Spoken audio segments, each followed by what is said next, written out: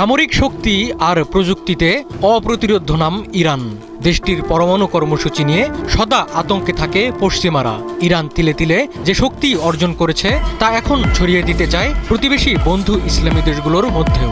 Ayatollah Khamenei ভালো করেই জানেন, পশ্চিমা আগ্রাসন থেকে মধ্যপ্রাচ্যকে রক্ষায় প্রতিবেশীদেরকেও শক্তিশালী করা জরুরি।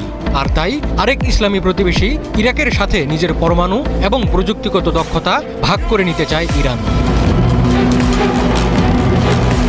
মধ্যপ্রাচ্য এই মুহূর্তে বিশ্ব কূটনীতির কেন্দ্র।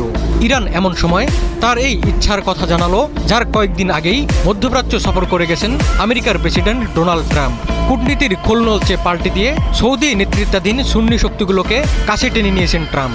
সৌদি আরবের সাথে করেছেন ইতিহাসের সবচেয়ে বড় অস্ত্র বিক্রি চুক্তি।